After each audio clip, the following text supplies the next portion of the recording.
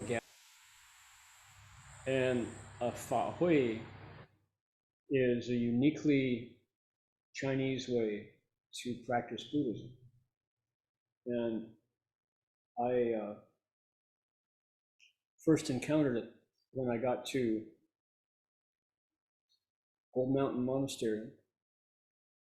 And I say it's uniquely Chinese because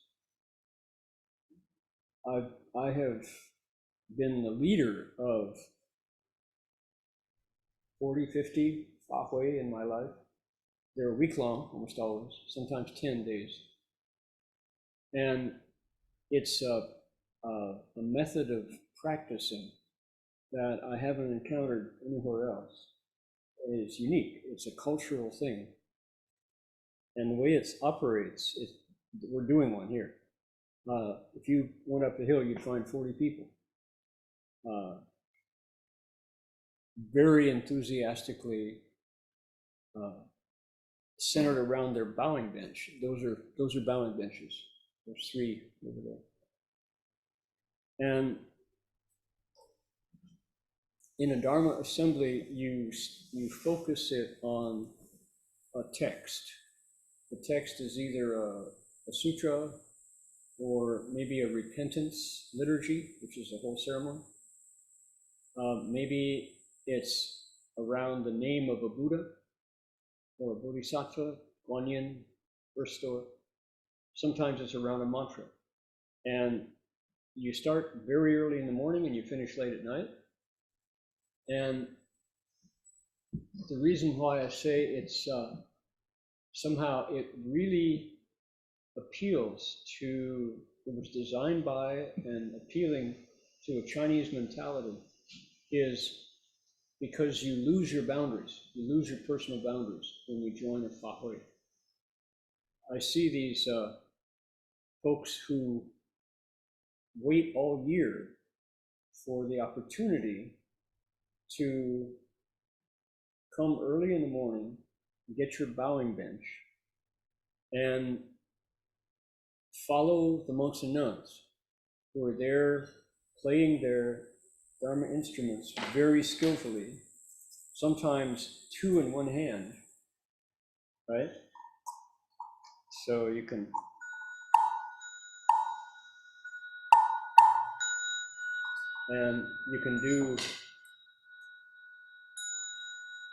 you can have the big bell and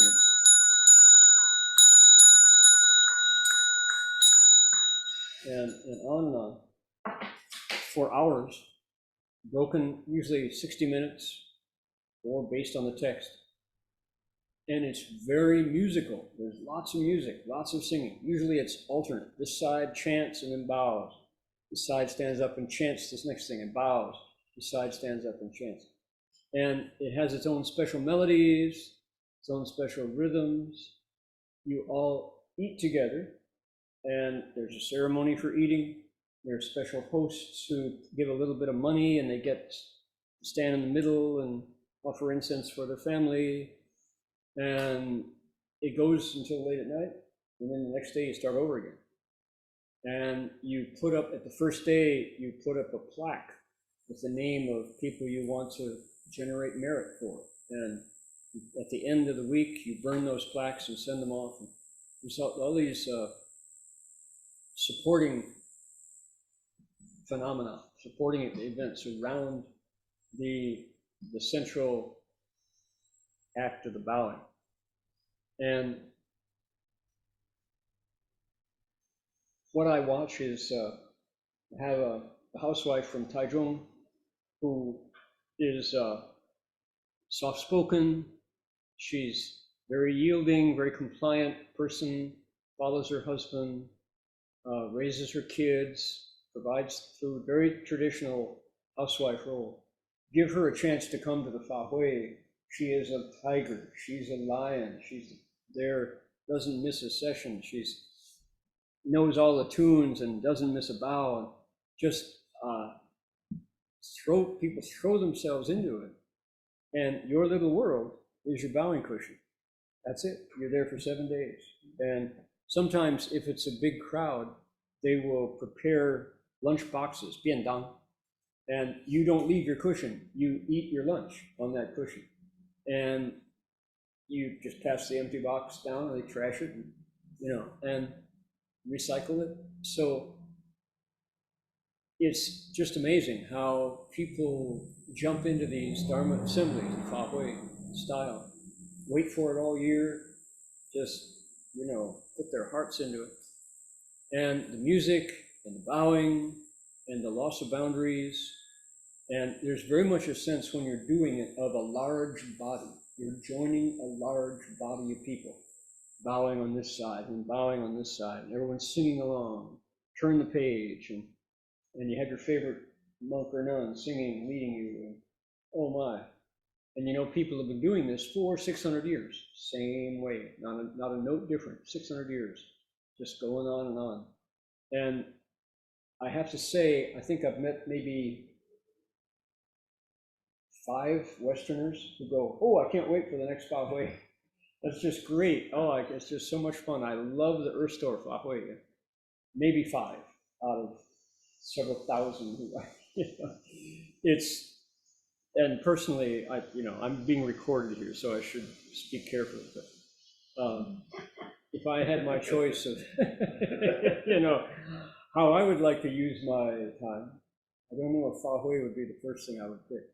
But I have been the monk leading it. I've been the monk in the middle at the ceremony monk.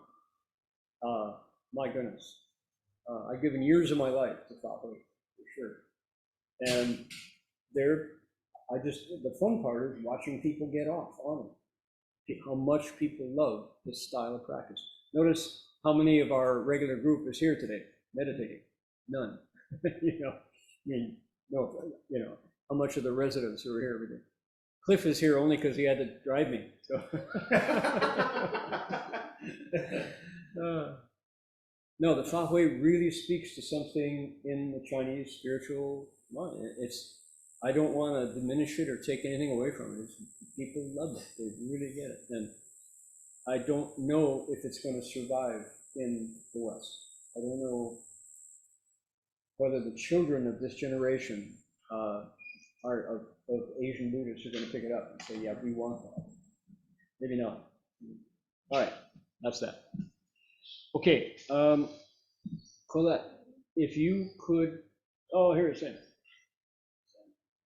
If you could bring back the question that the thing that you mentioned to me at the end of last week's class, remember what it was? You talked about some issues that you had with languages. Could you bring that back? Because I acted on what I remembered you said, so hope I remember correctly. Was it to do with the language? Was it to do with the language? Yes. Yeah. It was. You said. Yeah. I think if I remember correctly, you said, "Do we have to do it in Chinese, or is there any difference? Is there that you said that the Chinese sounds were, better. Yeah. Could it resonates better. Yeah. The Chinese, I don't understand. It resonates better than the English. Yes. Yeah. Okay. So my comment, my inspiration, based on your question, was that.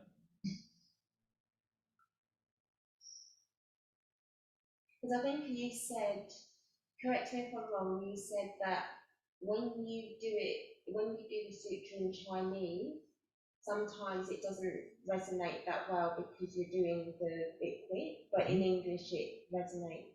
For some folks, yes. And that, so that we're starting with these mantras to get us going into the Heart Sutra. The Colette's question brought up because we have, Chinese, English, and we've got Doju Tonan, and we've got Gate Gate, Paragate, and these are even some of the syllables that we're saying are uniquely are not Romance language syllables, like we say zhang and shi and tuo, We don't have those sounds in European languages. So what do? Does that mean that these mantras are not yours? So my answer was, I'm going to share yet one more mantra that was originally in English to begin with. And it works to give us another tool. And I want folks to hear this and to approach it and then see how does it work compared to the Jedi Polo Sang Jedi Soha, or Gate Paragate Parasamgate Bodhisvaha. Sanskrit, Chinese. I want to give us an English mantra, which is English to begin with. I'll tell you the story. And then try it for a while, and let's see how it resonates. What does it do inside when you use it? Let me give you the story first.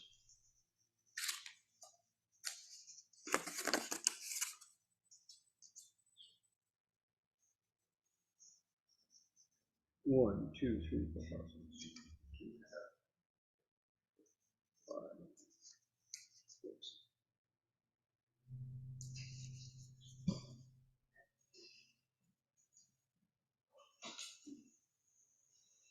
Here's the story. What's that? Compose. Yeah. Yeah. So, Wayne, if you keep two, you have to memorize it twice. This is a bit simpler for me.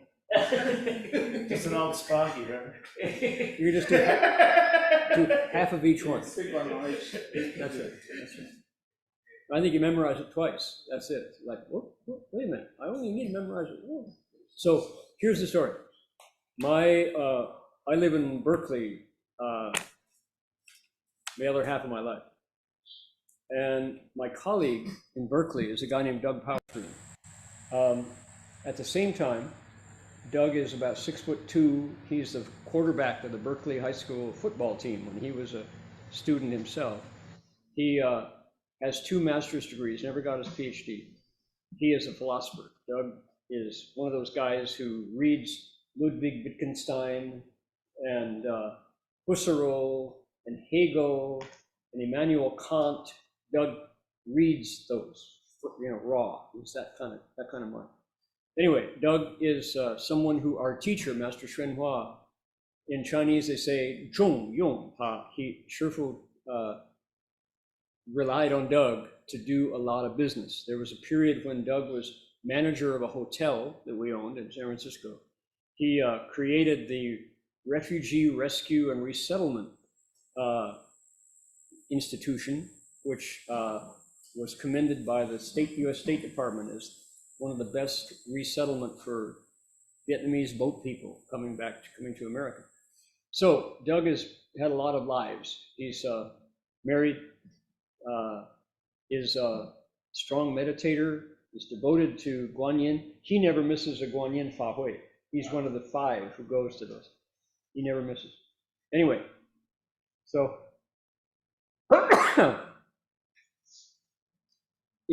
Doug has a specialty. He can teach 17-year-olds.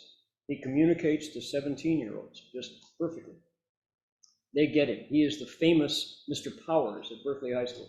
There's a generation of young people in Berkeley who love Mr. Powers the most, his classes. He taught AP Psychology, AP English, AP History, AP Philosophy, 4 classes, advanced placement. So anyway, one day, I was a monk already. Doug came steaming into Gold Mountain Monastery, said to Master Hua, I translated for him. Doug doesn't speak Chinese. So he said, Shifu, he says, I got a real problem. He said, the kids in my class this year are particularly naughty, particularly 17 years old, full of hormones. He said, there's one kid in particular who is giving me all kinds of trouble. And he says, in the classroom, if you get angry, it's all over. Once you lose your temper, you lose all their respect. They know how to find your button and they will push it mercilessly if you lose your temper. So he said, Shifu, yesterday, he said, I told everybody to turn to page 23 in their textbook, and this big kid, he was 3 inches taller than I was. He stood up and he said, I ain't opening shit. Spits on the floor. And so, and Doug said, you know, I feel it rising up, and I almost lost control, but I still didn't have anything, I didn't have a way with the student. And I know that I couldn't get angry, so I took the class for a walk as just to cover, you know, and this kid was pushing me every step. So he said, Shifu, what do I do? Master Hua said, all right. He said, for you, Orlay, Doug, he said, I'm going to transmit the very first English language mantra. And it is a very powerful mantra. And I want you to learn this mantra and then use it when the situation arises. And Doug goes, well, okay, Shifu, how does it go? Shifu says in English, Master Hua, who speaks Chinese only, is patience, patience, gotta have patience. Don't get angry. So po he. And so po he is the end of our mantras too, right? So po he means swaha, right? Success, all things auspicious. So Shifu said, all right, recite it back, Doug. Doug said, but Shifu, that was just the first time. Say it again, please. Shifu says, okay, patience, patience, gotta have patience. Don't get angry. So po he. All right, let's hear it. So Doug goes, well, I know patience is in there. Let me try. Patience, patience. What was the third line? Gotta have patience. And don't get angry. And then Doug said, I know the so po he part. All the mantras end with so po he. Correct, says Shifu. So Doug wrote it down. Patience, patience, gotta have patience. He asked me to help him spell so po he, right? Swaha. So Doug practiced it and wrote it down and kind of like, okay, Shifu. Shifu says, I mean it. It's a really powerful mantra. You better believe, and then put it into practice. So Doug left. 2 days later, same that time in the afternoon, he comes running back. Shifu, Shifu, it was a wonderful mantra. He said, it really, really worked, Shifu. He said, that same kid, he was testing me out today. He knew that this was his chance, and he's back in class. So I said, okay, everybody turn to page 26. Then he goes, why did I turn to that? Spits on the floor. So I said, oh, okay, I'll tell you what. I said, I walked up to him and I felt that temper and I went, patience, patience, gotta have patience. I remembered it, don't get angry, so po he. So I said, okay, here you go, that's just fine. I'm gonna sit in your desk, you're the teacher, you stand up. And I pulled him in front of the class and I sat in his desk. And 17-year-olds are just overgrown children. Their bodies go faster than their minds, you know. So he said the kid was just like, well, I can't teach.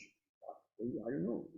So Doug said, oh, you can't teach? All right, well, why don't you sit here and then I'll lead the class. How about that? And because I didn't get angry and because I had confidence in the mantra, he said it worked. The situation was subdued, you know. And Shifu says, of course that works. I told you, that's the first English language mantra. He said, use it every time. So from that, and then, you know, Doug retold that story, and because I was the translator, I remembered it too. And so I have learned that mantra. And it seems so simple, but the simplicity is what makes it work, because you remember it. And it's what the mantra does is it affects the inside. It affects the mind. It puts the flames out, puts out the fire and the heat. And you realize that the situation in front of you is still wide open. You're not compelled to respond when somebody's trying to irritate you, trying to set you up, trying to make you react, trying to manipulate you. You have choices. Because why? Because you can be patient. So patience is one of the primary dharmas used in meditation. So I'm giving people this mantra today so that we can put this in our tool bag. And Colette asked, what about the resonance of the languages? Does it have to resonate in Chinese?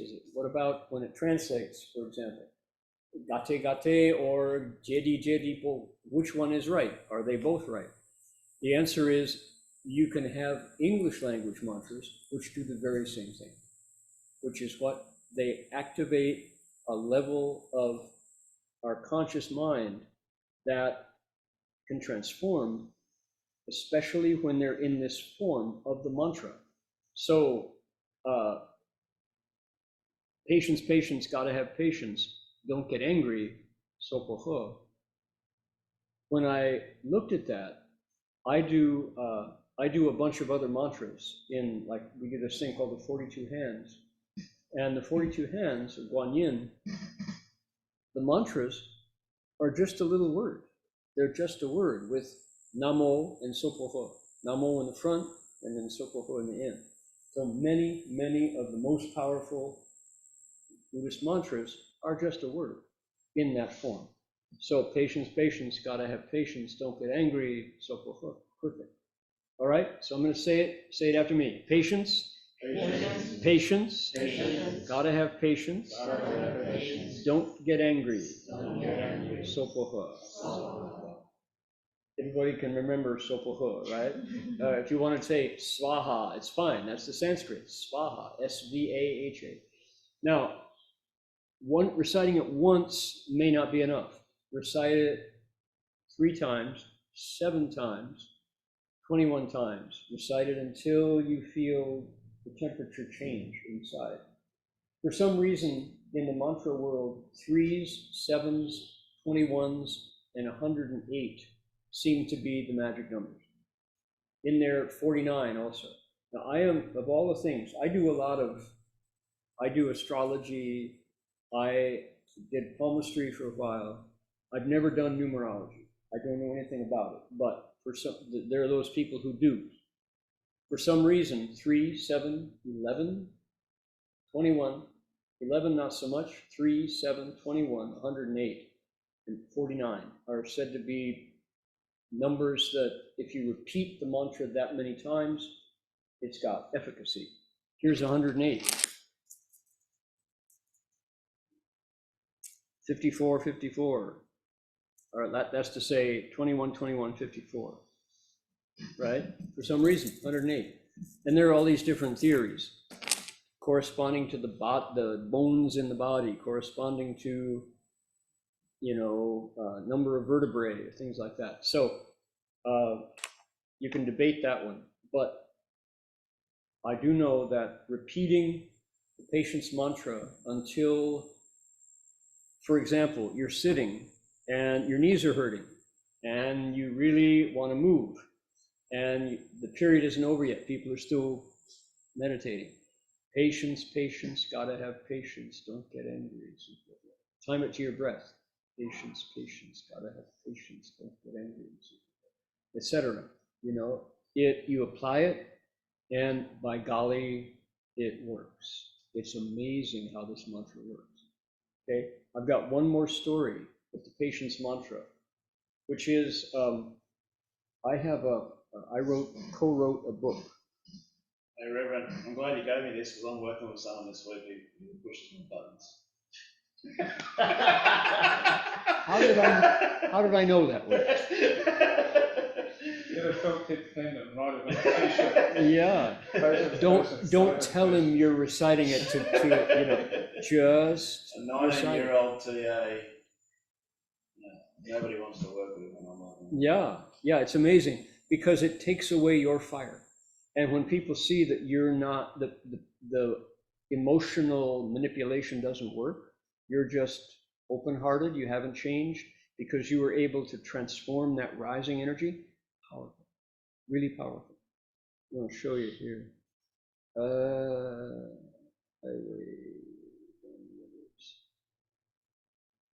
So this book is called Highway Dharma Letters. Two Buddhist pilgrims write to their teacher. And this is in San Luis Obispo, Central California. And I'm bowing here in the front, and this is my companion, Marty, in the back. And the reason why I want people to look at that landscape is because just before that photo was taken, a journalist photographer named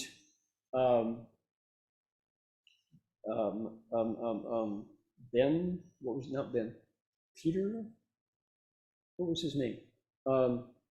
He was a journalist for the San Luis Obispo Courier-Journal.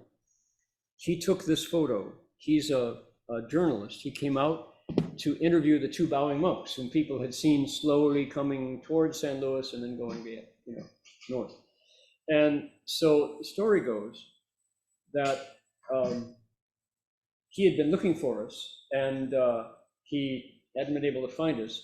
And on this day, he drove a little Volkswagen Beetle, 1964, 65. And he came putting up the hill past us, and then saw us, and then hit the brakes and pulled over.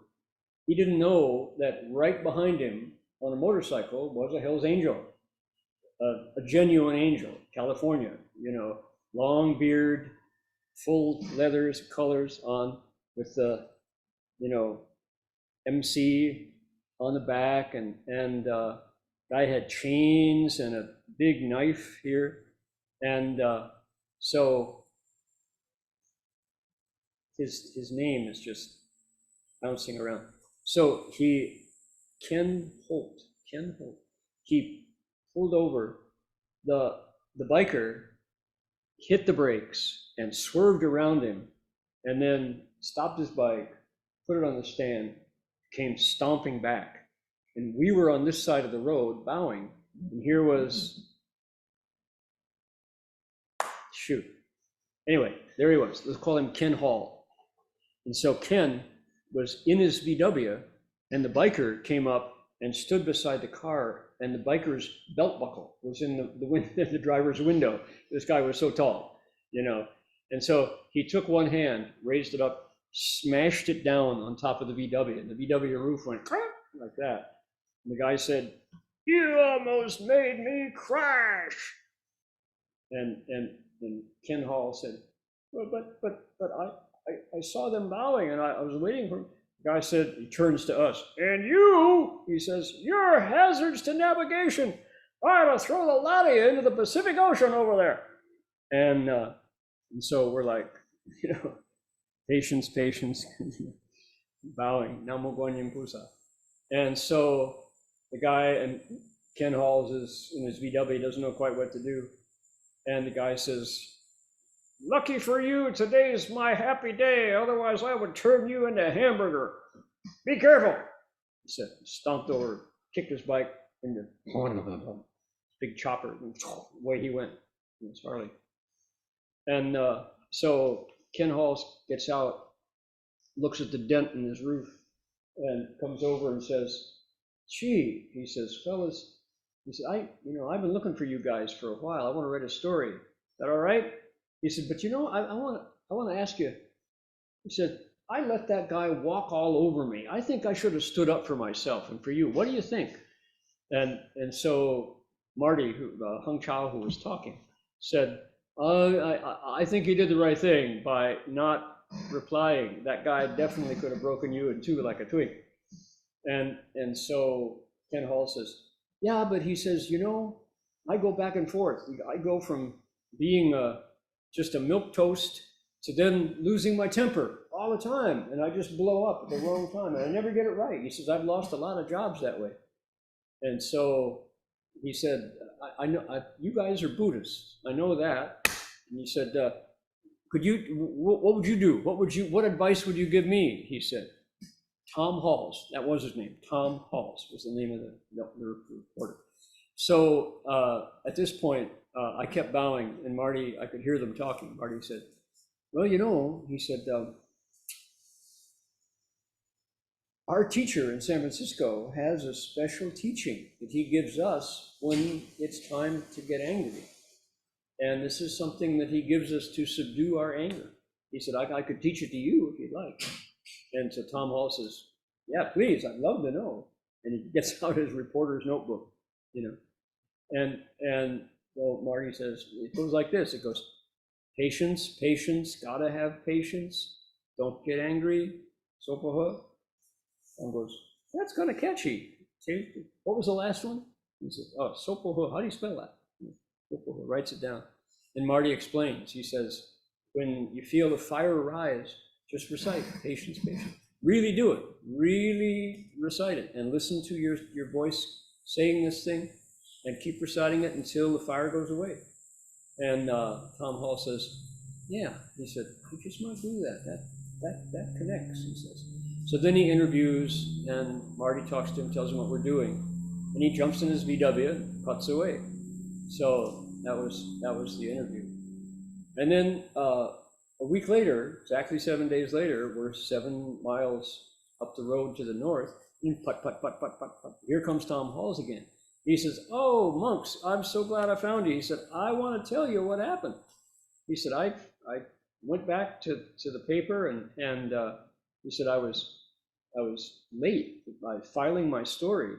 And the boss came around, my editor, and he said, Halls, where's the story? And everybody, all my coworkers kind of pulled their heads in like a turtle, because they knew that whenever this kind of thing happened, I used to blow up. And they were kind of ready for the atomic bomb. And I said, yeah, I said, I'm really sorry. He said, I know I was late, but he said, I got this really good mantra, he said. And everybody's like, what? And the editor said, you will file a story. Tom said, sure, I will. If you give me a little bit more time, I'll be happy to do it. And the editor said, he didn't get angry. He says, I'm taking you all out for pizza. He said, so let's all go out. So the boss, we went out to eat together. He said, so I went back home, and guess what? He said, my wife burned the roast. He said, and she was really upset because she knows that this used to set me off whenever something like this happened. And so when I went in, I smelled it, and I felt this temperature rise, and I thought, I gotta be patient. Patience, patience.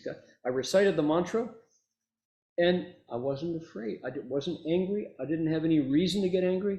And I said, don't worry, honey, let's all go out for dinner. So I took my wife and my son out for dinner, and my wife said, is this you? Is this really you? So he said, boy, that mantra really works. Please thank your teacher, he said. So here's Tom Halls, first world news reporter who found the patient mantra works. So transmit that to everybody. And it works when there's somebody else that you're, why don't you give me one of the mantra.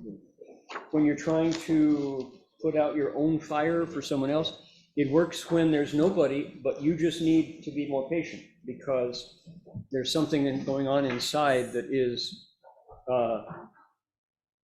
setting you on fire. So hand that over to everybody and see if it works for you. When I give that story to a Chinese-speaking audience, it never fails. Renai, renai, shuyao renai, qiemo shengqi, so forth. I can translate it into Chinese, and it works just the same. And people, for some reason, they love to hear that. Renai, renai, shuyao renai, qiemo shengqi, so forth. Master Hua even said, he said, you can improvise. You could say, patience, patience, have a little patience, gotta have patience, don't get angry, so forth. Change the words. Wait a minute, change the words in a mantra? He said, absolutely. He said, it's the vibration in your mind that counts. So Colette, I give that as an answer to your question. See what happens. See what happens. Give it a try. All right. Let's learn again. This is your chance to hear our Heart Sutra in Chinese. We'll do it first, nice and slow. And we start out with Namo Boro Hui Shan Fo Pusa 3 times. Namo Boro Hui Shan Fo Pusa. Namo Boro Hui Shan Fo Pusa. Namo Boro Hui Shan Fo Pusa. Boro Bolo Mido Shin Wan Zi Zai Pusa Xin Shan Boro Bolo Mido Chao Jian Wu Yun Jie Kong Du Yi Che Gu She Li Zi Si Bu Yi Kong Kong Bu Yi Si Si Ji Shi Kong Ji Shi Si受伤行识亦复如，舍利子是诸法空相不生，不垢不净不脏不见是不空中无死无受伤，无眼耳鼻舌身意，无四声香味触法，无云界乃至无意识。无名亦无名，乃至无老死亦无老死，无苦集灭道无智亦无，亦无所得故菩提萨埵依般若波罗蜜多，心无挂碍无挂碍，无有恐怖远离颠倒梦。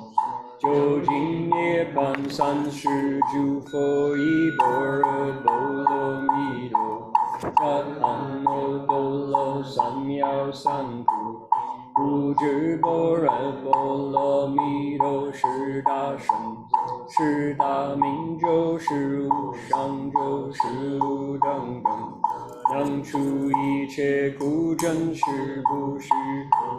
般若波罗蜜多周地说周夜揭谛揭谛波罗揭谛波罗僧揭谛菩提萨婆诃。There's Sopoha right there at the end. Now let's take a look at this for just a minute. I would like to identify, we're going to start putting some landmarks down in the Chinese for people who speak no Chinese. You will notice, go down to the 3rd line, and halfway across you see Bu, right? Bu, Sheng, Bu, Mie. See the Bu, and then the character below it, that's Bu. It's a line across the top, it's one to the left, one to the right, and one down. That means no, or none, or do not also. So, Bu, Sheng, Bu, Mie, Bu, Gou, Bu, Jing, Bu, Zeng, Bu, Jian. All right, there's a repeated word, Bu. It means do not or none. In this case, not born, not ended, not dirty, not pure, no increase, no decrease. So no, no, or not, or none. Okay, that's one. Now, next line down, we have, look at character from the left, 1, 2, 3, 4, 5. Wu, W-U, it looks like jail bars with a line across them and 4 feet. How do you associate that? Let me count. In the Heart Sutra, we have 1, 2, 3, 4, 5, 6, 7, 8, 9, 10, 11, 12, 13, 14, 15, 16, 17, 18. 18 instances of Wu. It occurs 18 times. And it means, again, none, or without, or there are no, meaning doesn't exist.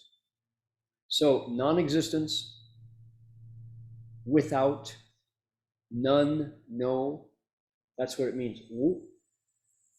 So in one of the ceremonies we do, the monk asks the people kneeling in front and say, do you have any offenses you want to confess? And the answer is, Wu. No, I don't. I have none. So in this case, it's, what is it?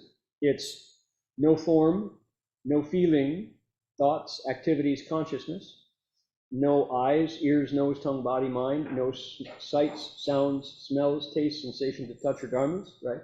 In this case, it's mostly no. So that, yeah, question. Is there any reason why there's three characters there? There's Wu and then three more characters, but in the English, it's just all one word. So it's just all one. Oh, that's only a function of the printing. They didn't separate it. They didn't separate. So Yeah, that's only the layout. They're separate words. They squeezed them together in the printing of this. They tried to make the font too small. That's all. Because that looks really. 受伤心事, yeah, yeah. Really daunting, really. It is, yeah. 无受伤, no. That's a problem. Wow, you don't have. It's only one syllable. 是, 无受伤心事. Yeah, that's really confusing. It looks like Danish or something. I know, 无伤心事. A Chinese word. 受心伤事. No, it's not. So you got two characters now. You got bu and wu, both of which mean no or none, which gives you a sense of why the Heart Sutra is called the teaching of emptiness. That Buddhism even gets called the teaching of emptiness, because this sutra, in Western theological terms, they call it via negativa, the path of negation, the path of emptiness, right? Via negativa, where you get to, you're looking for the soul, you're looking for God, and you get there by reducing. So you get rid of this, get rid of this, get rid of this. The only thing left has to be God. That's the via negativa of Western theology. This is the perfect teaching of the via negativa. There's not this, not this, not this, not this, not this, not this, not this. Right? So we're going to, oh, and also, this may not be that helpful. There is, in the Heart Sutra, there are, I think, only 3 Sanskrit words. Shariputra is the name of a disciple, Shalifu, at the very beginning. He comes up again, Shalifu. His name is Sanskrit. And then down two lines from the bottom, Anodolo Samyak Samputi. That's Anuttara Samyak Sambodhi. Oh, Prajna itself is a Sanskrit word. So there are only 3 Sanskrit words that we encounter here. Then there's the mantra, which is also Sanskrit. Okay, we will continue to find some milestones. So as you look at this, you go, oh yeah, that's the no word, that's the without word, the none word. We'll learn the rest as we go. Okay, English, please.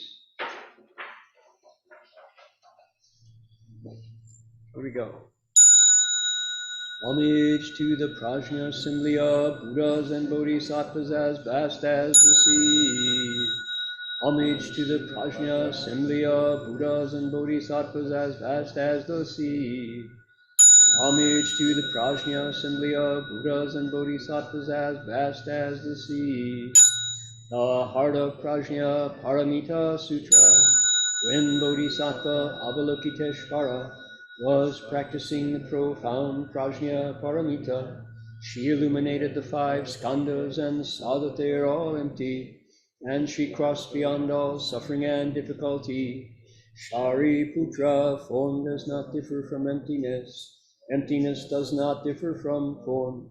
Form itself is emptiness, emptiness itself is form.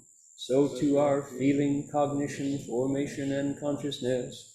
Shariputra, all dharmas are empty of characteristics. They are not produced, not destroyed, not defiled, not pure, and they neither increase nor diminish. Therefore, in emptiness there is no form, feeling, cognition, formation, or consciousness. No eyes, ears, nose, tongue, body, or mind. No sight, sound, smells, tastes, object of touch, or dharmas. No field of the eyes, up to and including no field of mind consciousness. And no ignorance or ending of ignorance, up to and including no old age and death, or ending of old age and death. There is no suffering, no accumulating, no extinction, and no way, and no understanding, and no attaining. Because nothing is attained, the Bodhisattva, through reliance on Prajna Paramita, is unimpeded in her mind. Because there is no impediment, she is not afraid, and she leaves distorted dream thinking far behind. Ultimately, nirvana. All Buddhas of 3 periods of time attain Anuttara Samyak Sambodhi through reliance on Prajna Paramita. Therefore know that Prajna Paramita is a great spiritual mantra, a great bright mantra, a supreme mantra, and unequaled mantra. It can remove all suffering. It is genuine and not false. That is why the mantra of Prajna Paramita was spoken. Recite it like this. Gate, gate, paragate, parasamgate, bodhisvaha. Then we would probably go end of the heart of Prajna Paramita Sutra. Okay, I said there are only a few Sanskrit words. I thought, oh, no, wrong. We've got skandhas, we've got others. So I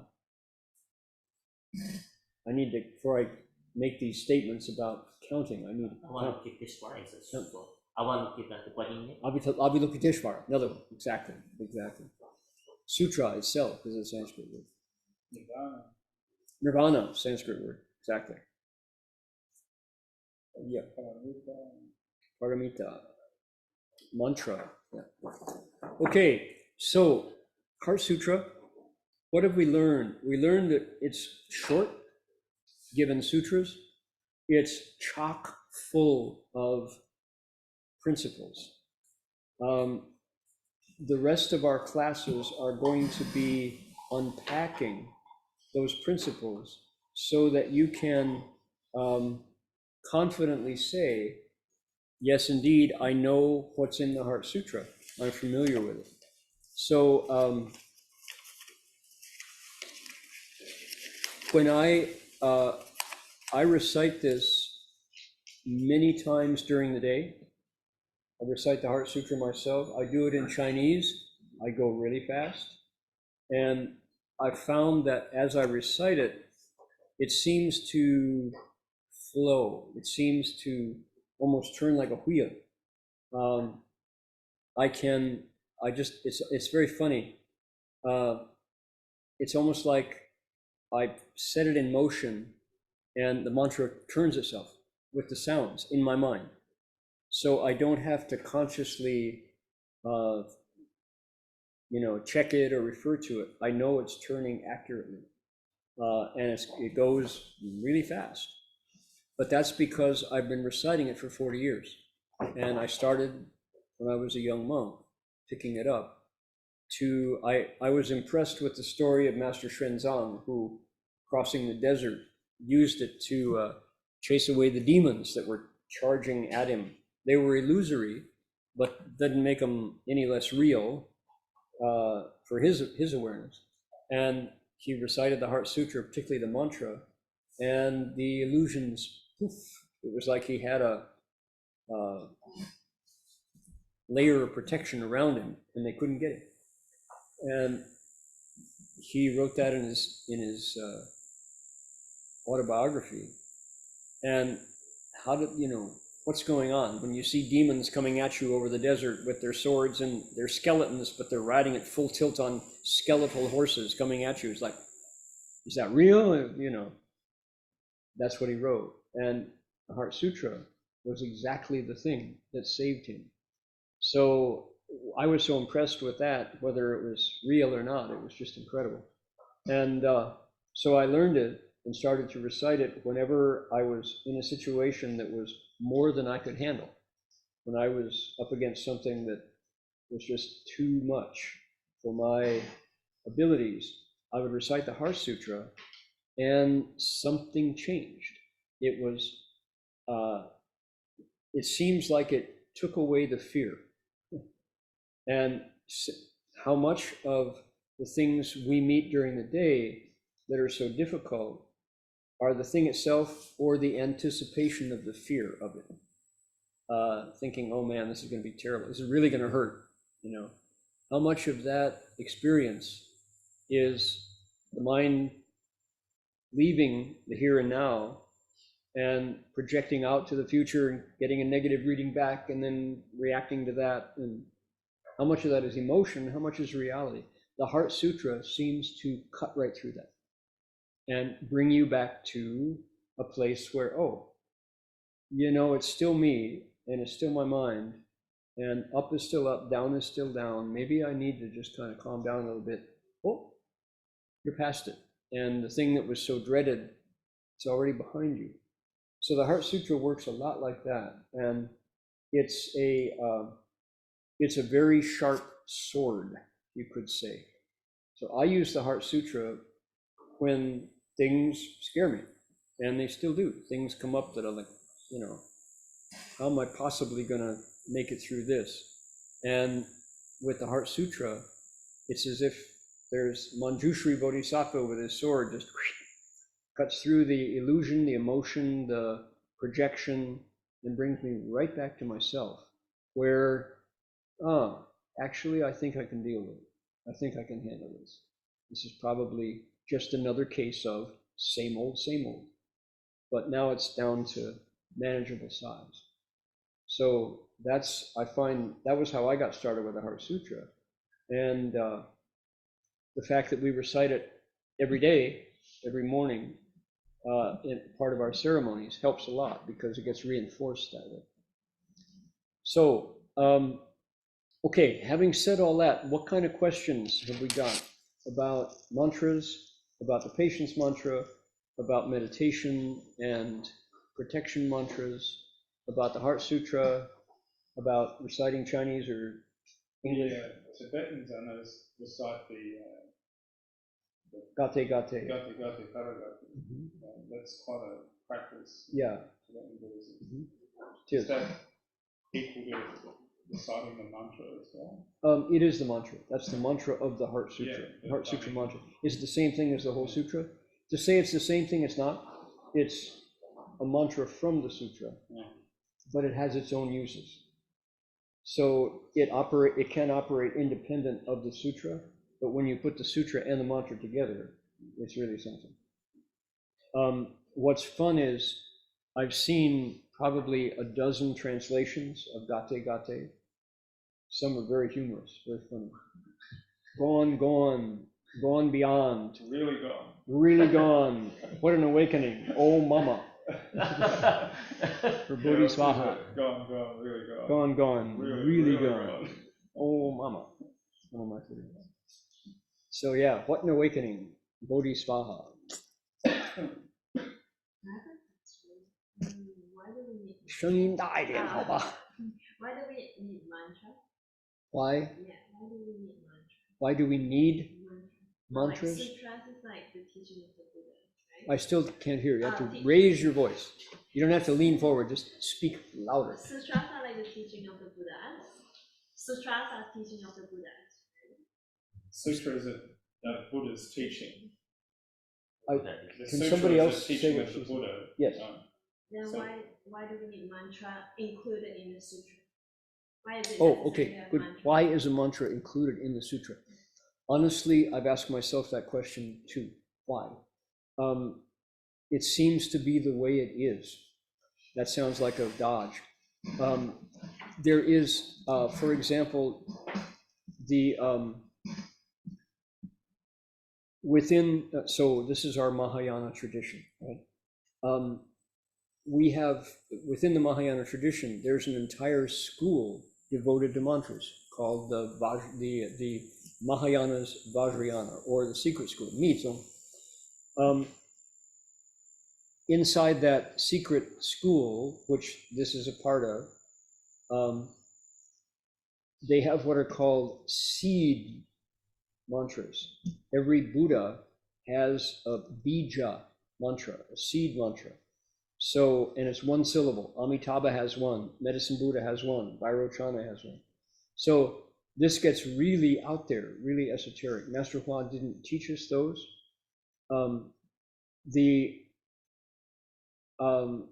Some mantras exist independent of sutras, but Buddhas have their own seed mantras.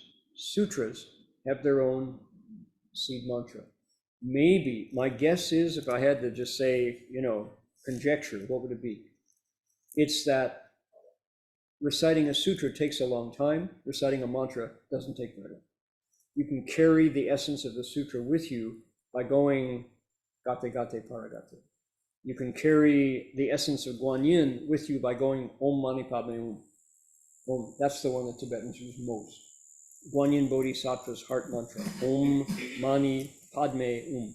We can learn that one later if we want. So I think it's the essence of the sutra distilled down to a concentrate. That's my guess. But that's still an open question. Why are sutras accompanied by mantras? What's your answer? If you had to ask, what's your? You have a theory? No. Yeah, it's a tough one. Scholars investigate that, It's not because of the vibration of the sound. That's what mantras do, is they vibrate.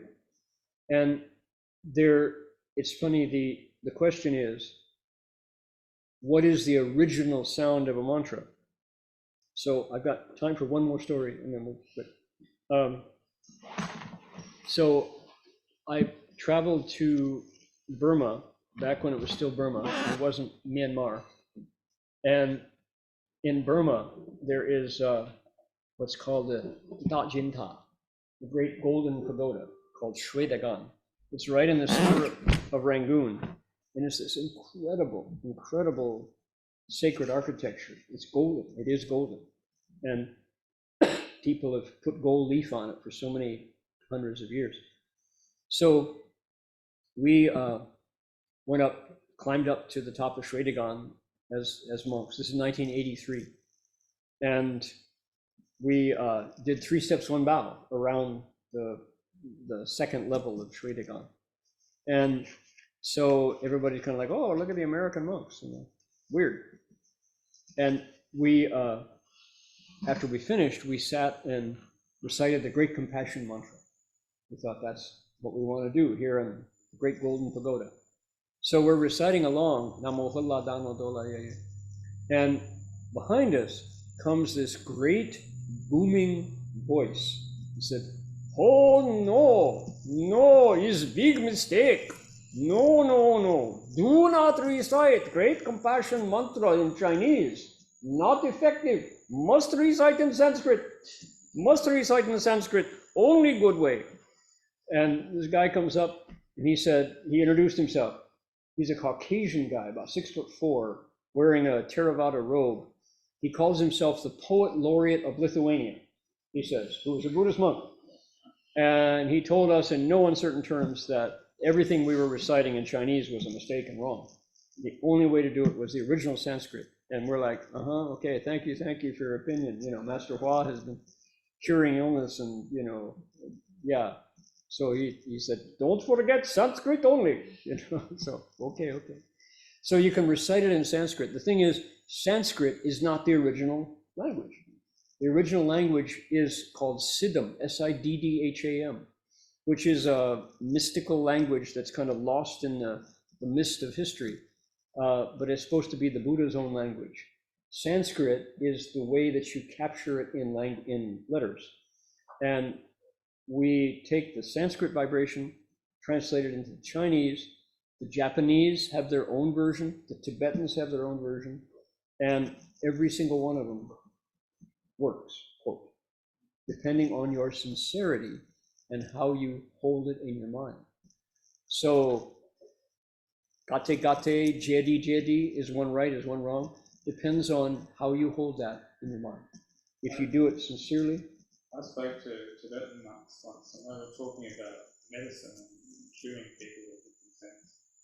And they were talking about some of these mantras, when you repeat them just over and over and over and over, they're actually rewiring your neurons. Yeah. So there's a They whole do. stack of neurons in the brain that get wired up a certain way, Right. because you're just completely using the same pattern continuously.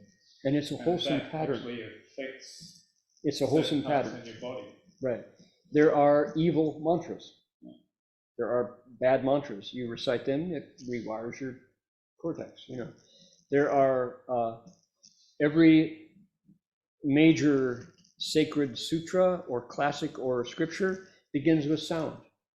In the beginning was the Word, says the Pentateuch, says the Torah. And the Word was with God, or the Word was good. Om is the original sound, a vibration. So many Hindu texts begin with a sound, with a vibration. So sounds create, vibrations create. Okay, I'll leave you with that idea. Vibrations create. So let's create some wholesome patterns. Patience, patience. Gotta have patience. Don't get angry.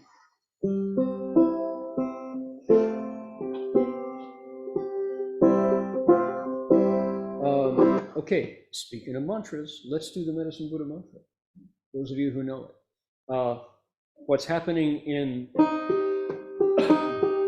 Palestine is so horrific. Starvation now, malnourishment, disease is coming. So this is Medicine Buddha's mantra, designed to give medicine to those who need it, food to the hungry, shelter to the terrified. Do it 3 times.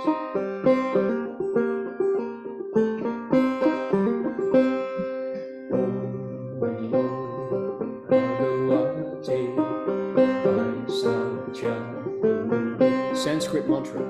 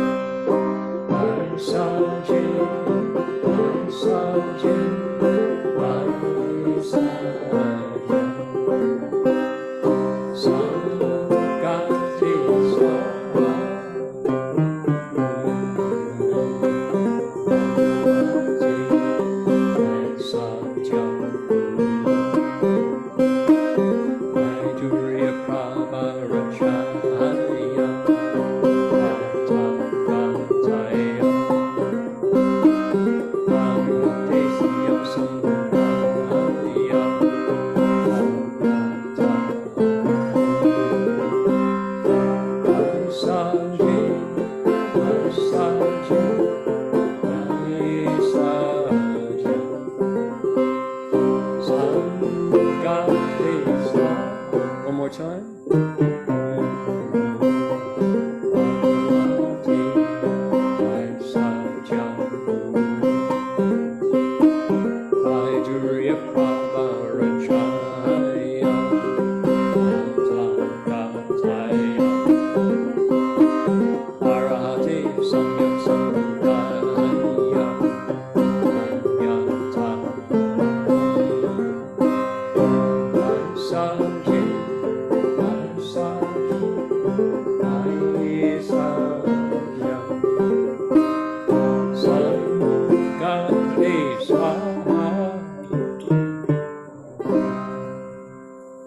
There's the swaha, the sopoho at the end. Okay, to be continued. Learn that mantra.